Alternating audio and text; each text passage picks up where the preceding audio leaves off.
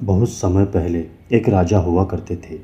एक बार वह जंगल में शिकार खेलने के लिए गए। जंगल में शिकार करते हुए उन्हें काफ़ी महीने बीत गए। इस बीच उनकी पत्नी रसवला हो उठी और रानी के मन में गर्भधारण की इच्छा जागृत हुई। गर्भधारण की इच्छा इतनी प्रबल हो गई कि रानी ने एक पक्षी के द्वारा राजा के पास अपना संदेश भेजा। पक्षी के द्वारा संदेश सुनकर राजा ने एक पात्र में अपना वीर्य देकर पक्षी को रानी तक पहुंचाने के लिए कहा। फिर पक्षी राजा का वीर्य लेकर महल की ओर निकल पड़ा। अब बीच मार्ग में ऐसा होने वाला था कि राजा का इस पर यकीन करना नामुमकिन था। वीर्य को सुरक्षित रानी तक ले जाना ही पक्षी का काम था, पर शायद यह असंभव था। अब पक्षी ऊंची उड़ान भरकर महल की ओर उड़ता ही जा रहा था। तभी अचानक मार्ग में एक अन्य शिकारी पक्षी मिल गया, जिसके साथ इसका भयंकर युद्ध होने लगा। युद्ध के कारण राजा के वीर्य का पात्र छूटकर जंगल में गिर गया।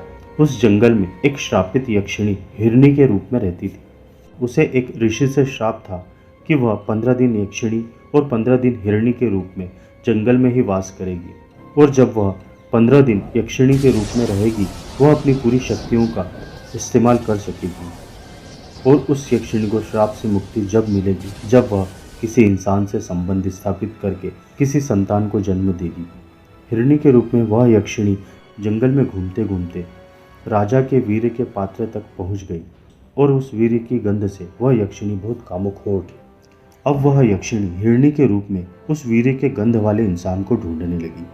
ढूंढते हुए उस यक्षिणी को इस बात की चिंता सता रही थी कि क्या वह उस वीर्य के गंध वाले इंसान को ढूंढ पाएगी, और ढूंढने के बाद किस तरह से वह उस इंसान से शारीरिक संबंध बनाएगी। इस तरह सोचते सोचते आखिरकार उस यक्षिणी ने राजा को ढूंढ लिया।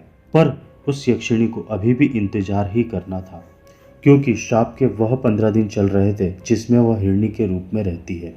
अब वह यक्षिणी इन दिनों के बीतने का इंतजार करने लगी। आखिरकार एक दिन इंतजार की घड़ियां समाप्त हुई, और अब वह यक्षिणी हिरणी के रूप से अपने असली रूप में आ गई। अपने असली रूप में आने के बाद वह राजा के पास जाने के लिए निकल पड़ी। वह यक्षिणी राजा के पास सीधे वहां पहुंची जहां राजा शिकार करने के बाद रुका करते थे।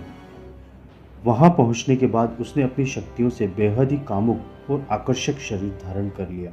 राजा ने उसे जैसे ही देखा, यक्षिणी के उस कामुक और आकर्षक शरीर को देखकर वह रह नहीं पाए और उसके साथ रति क्रिया में व्यस्त हो गए।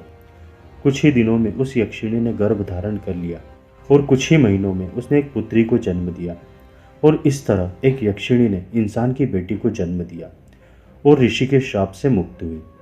पर अभी भी यह कहानी अधूरी है। आगे देखने के लिए हमारे चैनल को सब्सक्राइब कर लीजिए और इस वीडियो को लाइक कर